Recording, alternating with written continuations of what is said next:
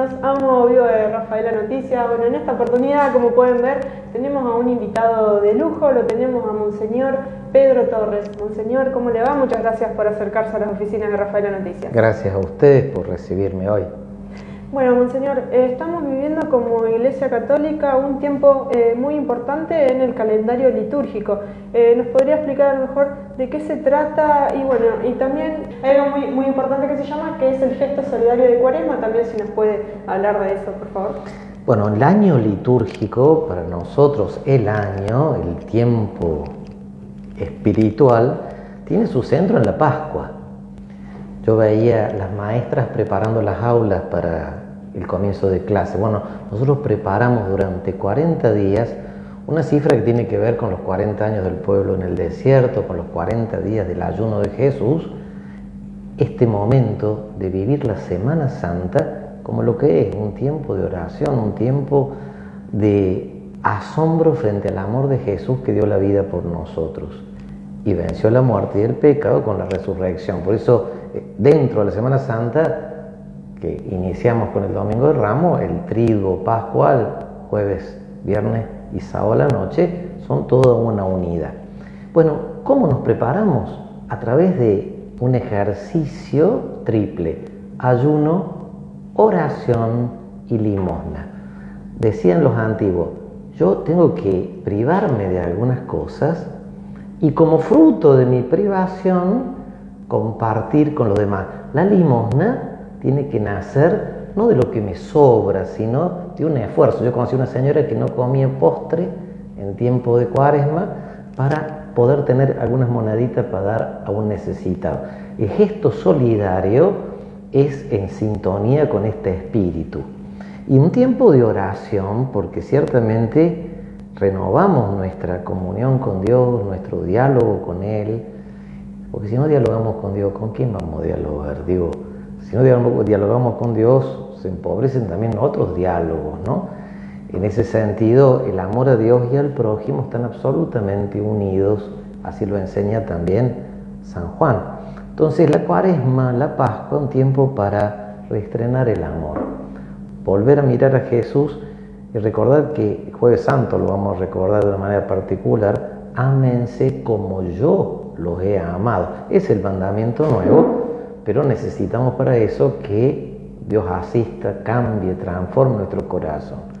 Bueno, eso es todo este tiempo litúrgico, y son 40 días que no es un calendario simplemente, sino un tiempo donde Dios nos ofrece una serie de ayudas, entre otras la riqueza de la palabra de Dios, con temáticas que van progresivamente caminando hacia la Pascua, para que renazcamos, renovemos el bautismo. Muy claro, Monseñor. Bueno, hace ya del mes de diciembre que está acá con nosotros, en nuestra diócesis. ¿Con qué realidades se encontró? ¿Qué cosas fue lo que lo sorprendió? Bueno, también teniendo en cuenta que, bueno, más allá de que no pudo todavía recorrer la extensa diócesis que tenemos, estuvo en este verano yendo a las misiones, ¿no? Hace 2 meses y un poquito más. Puedo decir que he recorrido una buena cantidad. Hubo un fin de semana que estuve en 9 localidades, otra en 5. Aprovecho para ir y, además de recorrer las parroquias y algunas capillas, no todas, las de la ciudad de Rafaela. La verdad que yo me siento muy cómodo, bien recibido. Hago bromas con que los mosquitos están contentos conmigo porque sangre importada, pero la verdad, lo que me he encontrado, primero, es mucho de lo que conocía, incluso he podido encontrar amigos que no veía hace muchos años, y un golpe. Yo he compartido esto. La primera impresión fue qué fuerte ha sido la experiencia de la pandemia, no solo la de enfermedad, sino la del encierro. De hecho, pude acompañar y visitar todos los centros de salud justo el día 10 de febrero y el 11 llevarlo a la oración en la Jornada Mundial del Enfermo, a los pies de la Virgen de Lourdes, y me impactó cómo ha pegado la pandemia. Yo también creo que en la generación de 40-60, de un modo especial, ¿por qué el encierro a gente tan activa, tan trabajadora, le ha sido muy fuerte?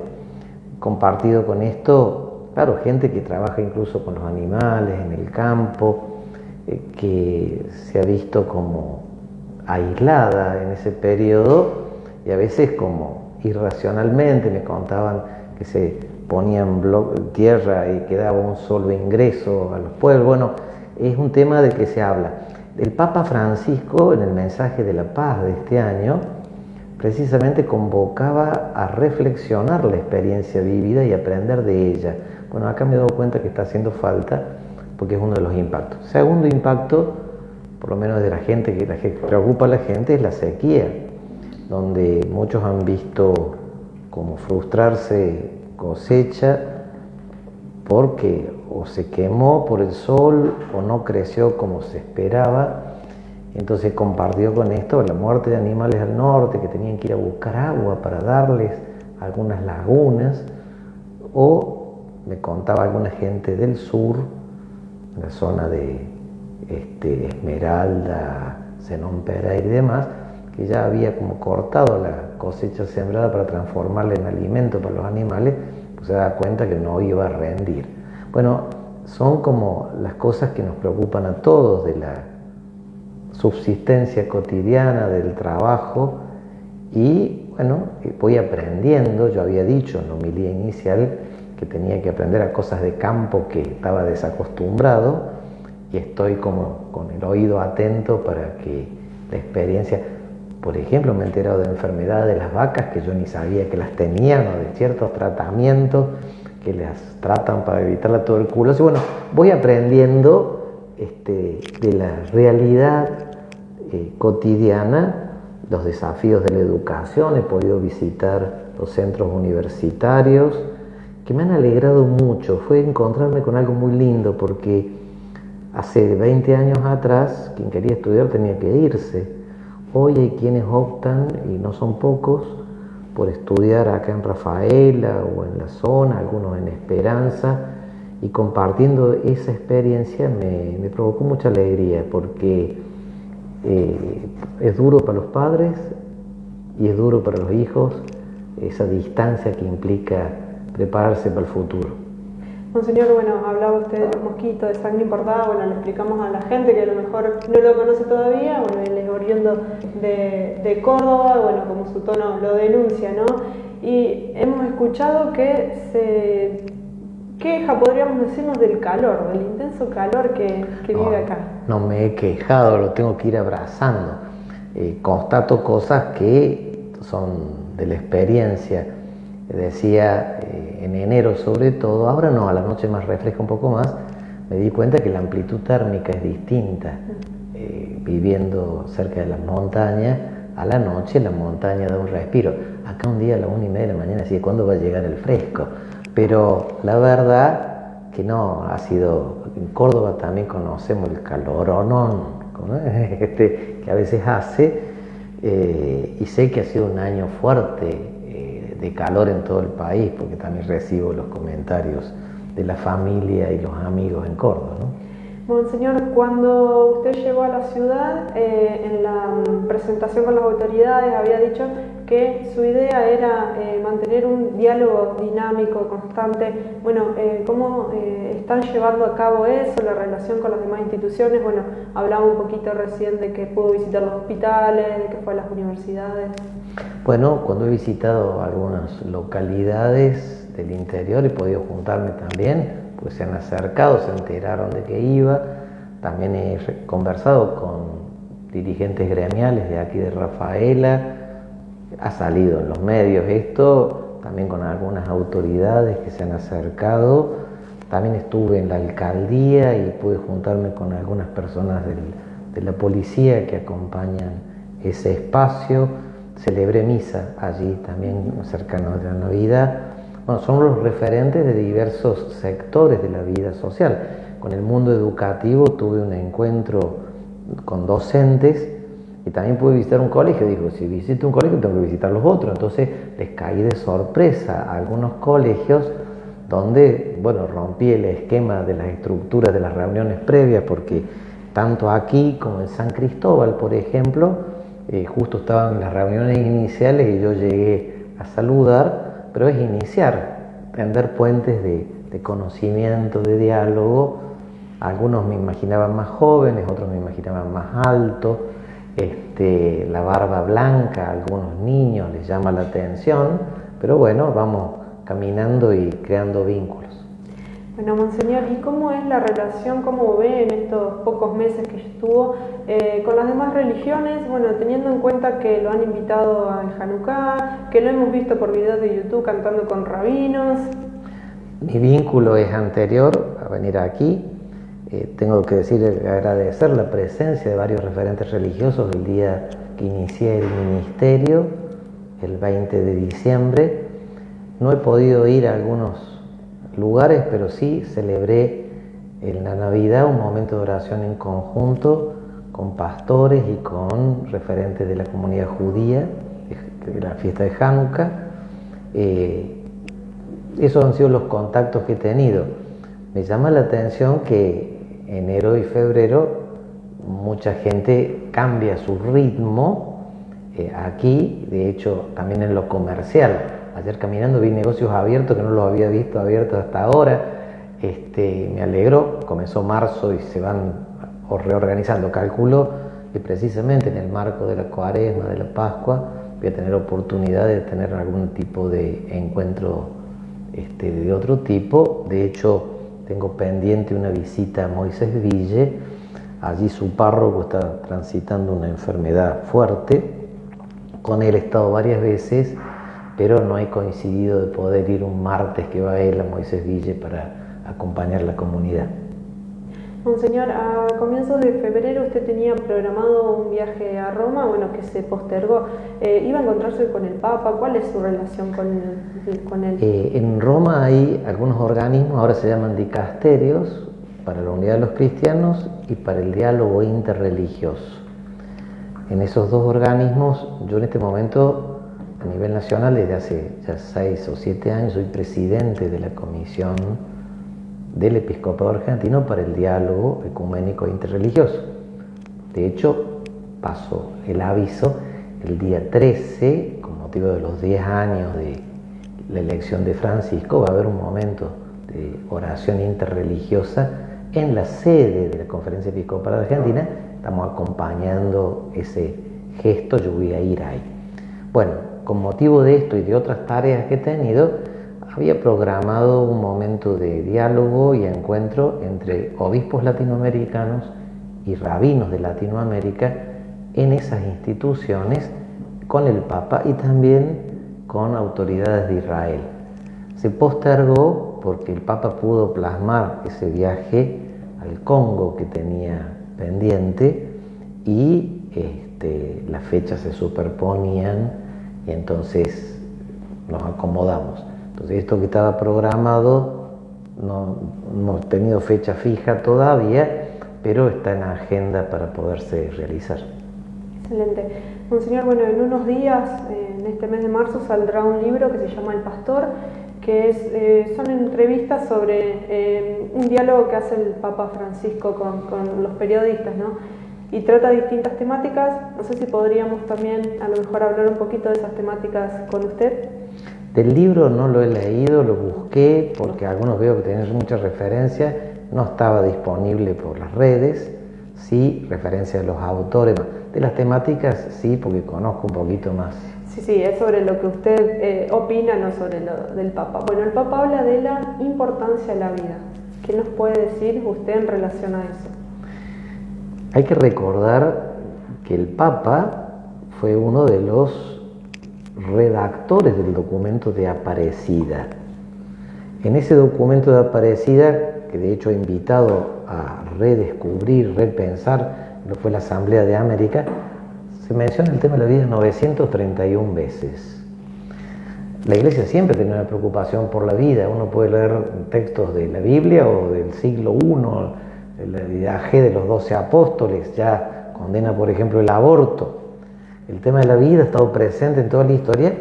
Notablemente, Juan Pablo II, en Evangelium Vitae, una encíclica bellísima, aborda todas las dimensiones de la vida como un tema que iba a ser clave en el nuevo milenio.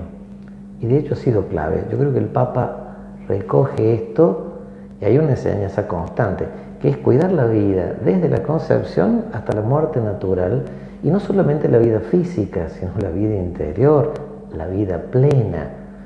En Aparecida fue muy fuerte esa expresión de Jesús: yo he venido para que tengan vida y la tengan en abundancia. Yo soy el camino, la verdad y la vida. Bueno, la vida es posesión de Dios. Dios es el único dueño de la vida. Es algo que aparece en el Génesis, cuando la muerte entra por Caín y Abel, todo el tema de la violencia, de la agresión al otro, del homicidio, y después a lo largo de la historia hemos sido muy creativos para dañar la vida. Ahora tenemos que ser creativos para sanar la vida.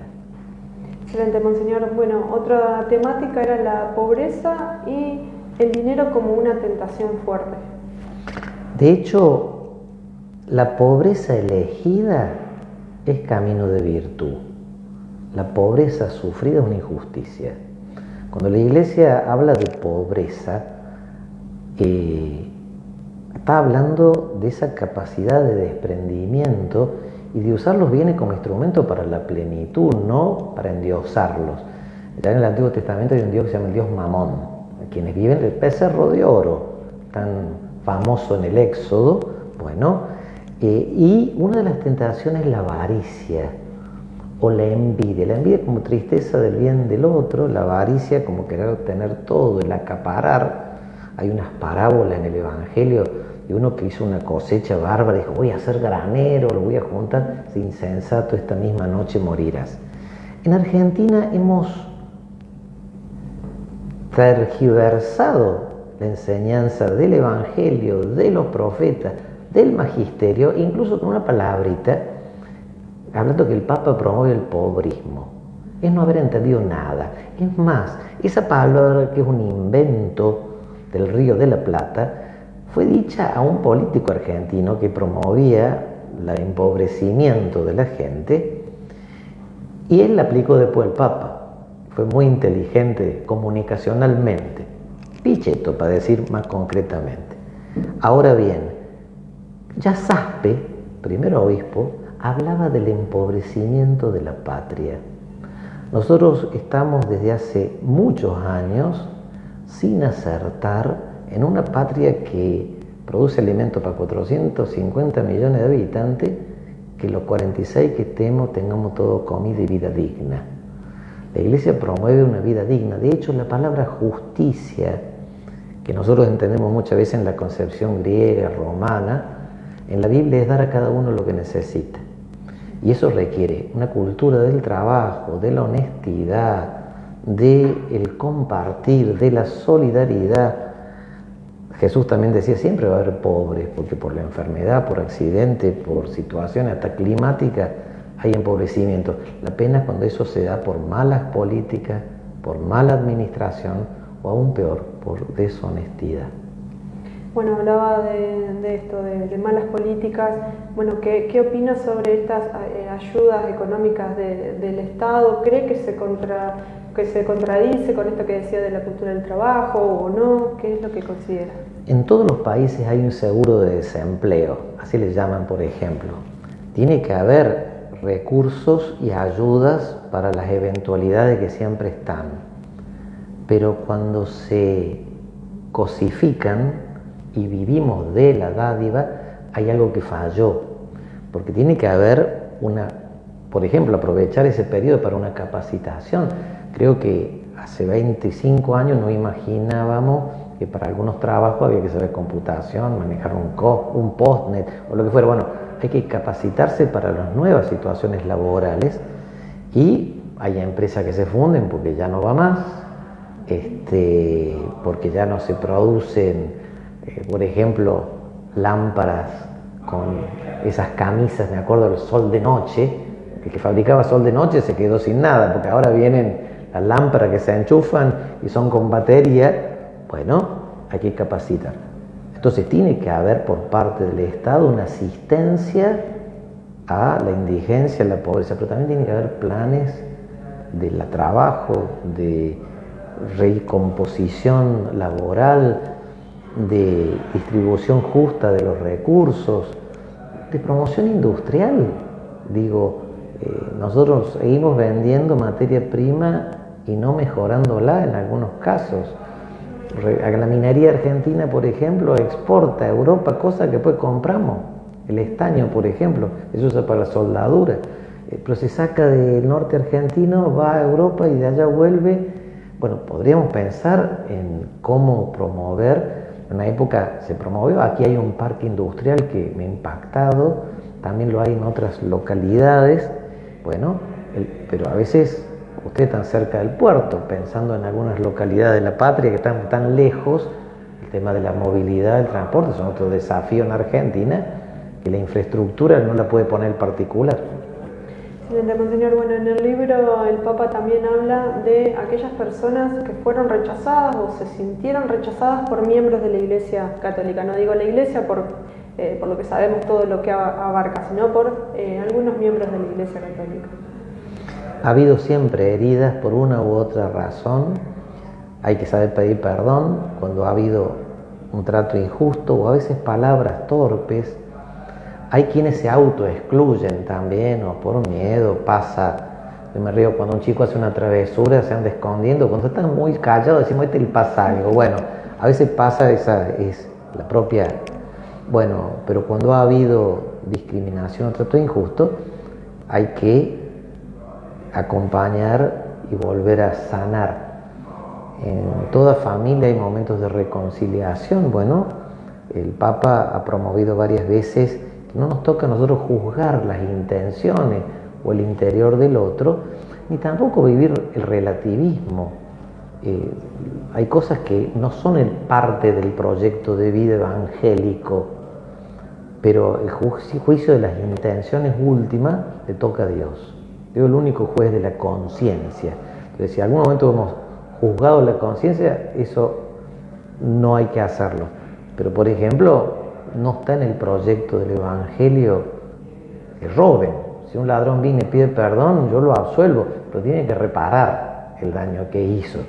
Y a veces tiene que reparar también frente a la ley. El Papa distingue muchas veces una cosa que es pecado de lo que es delito, lo que hiere la trama de los vínculos sociales, el tejido social. Bueno, lo que es delito sigue siendo delito, pero por ahí hemos puesto como delito cosas que eran problemas más morales. Claro, la importancia esa de no juzgar nosotros mismos como católicos cuando vamos a la iglesia, de mirar a lo mejor los errores de los otros, sino bueno, acogerlo y saber que nosotros también cometemos errores, y como esa frase tan conocida que dice que al hospital no van las personas sanas sino las enfermas. En la iglesia es lo mismo. Yo recuerdo que Juan 23 decía, hay que rechazar al pecado, no al pecador. Y eso lo recogió el Concilio Vaticano II, y algo que el Papa Francisco ha dicho varias veces. Está en Pacem in Terris, una encíclica previa al Concilio de Juan 23, pero es lo que hizo Jesús. Jesús los perdonaba, los abrazaba, después le decía, vete y no peques más. Es decir, tiene que haber un cambio y tenemos que ayudar al cambio, no frenarlo. Excelente. Bueno, y por último hablaba del tema tan controvertido como son los abusos sexuales. Los abusos sexuales son un drama, un signo de violencia.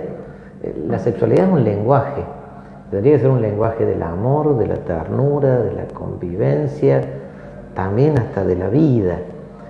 Pero como todas las cosas que podemos agarrar los humanos y pervertir, cuando la sexualidad se convierte en manipulación, en avasallamiento de la libertad o de la integridad del otro, porque hay diversos niveles de abuso.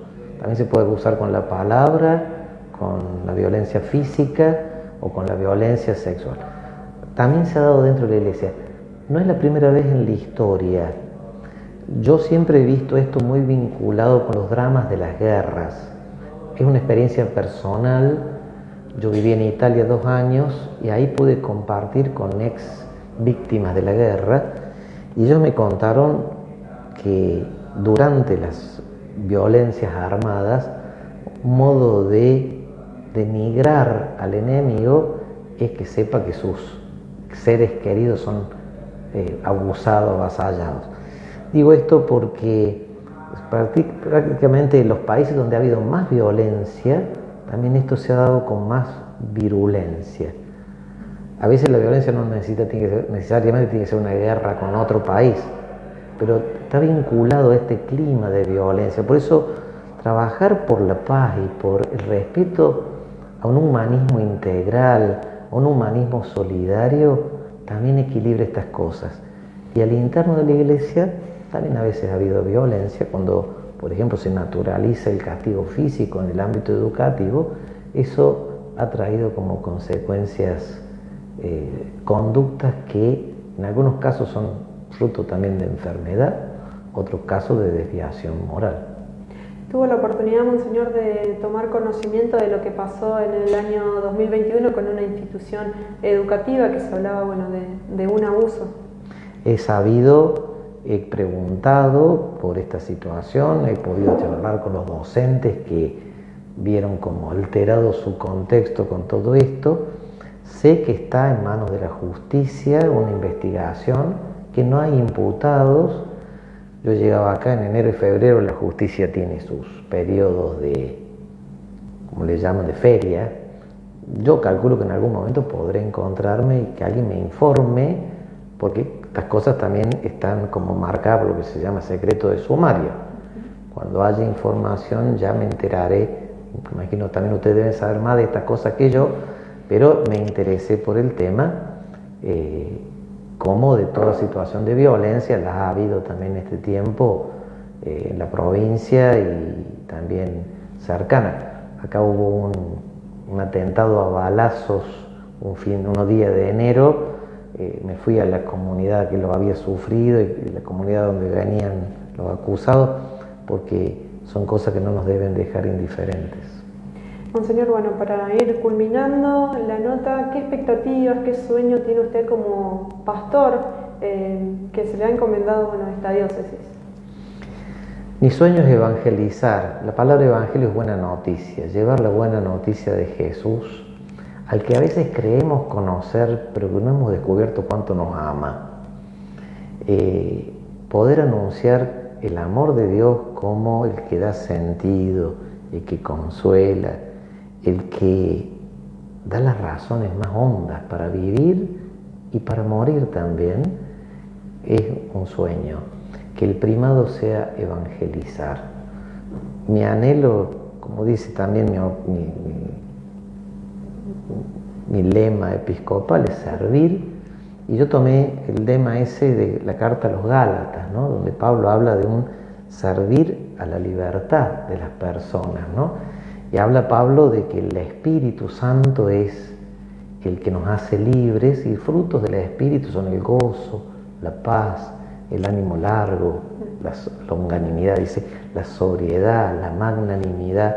Hoy necesitamos recrear la grandeza y la paciencia también para construir la fraternidad. Bueno, esos son mis anhelos: evangelizar, ser dócil al Espíritu y que podamos construir fraternidad. Bueno, Monseñor, muchas gracias por su visita, por aceptar nuestra invitación. Sabemos que está con la agenda llena, así que lo vamos a dejar ir, pero antes queremos que, ahí tiene la cámara de Rafaela Noticias, si puede mandar un mensaje, un saludo por este tiempo litúrgico que estamos viviendo tan importante como es la Cuaresma. Bueno, la Cuaresma nos hace redescubrir que somos hijos de Dios e hijos en el Hijo. Somos hijos por los méritos de Jesús, no por los nuestros, porque Jesús nos amó hasta el extremo, porque murió y resucitó por nosotros. Ese era el asombro de San Pablo. Todavía alguien da la vida por un amigo, la dio por mí cuando yo todavía no era amigo. Bueno, y si somos hijos, somos hermanos. Por eso qué lindo, decía yo en alguna misa, si rezáramos bien en serio el Padre Nuestro. Y en este tiempo de Cuaresma, recémoslo cayendo en la cuenta que nos lo enseñó Jesús, que si es Padre nuestro, somos hermanos y tenemos que vivir como hermanos. Digo, el Martín Fierro ya lo enseñaba: los hermanos se han unido, esa es la ley primera, pues si entre ellos se pelean, los devoran los de afuera. Bueno, tratemos de promover fraternidad, unidad, perdonemos lo que haya que perdonar y miremos para adelante, tomado de la mano de Jesús. Muchas gracias, Monseñor. Gracias a ustedes, me he sentido en familia en esta casa, que Dios los bendiga en la tarea.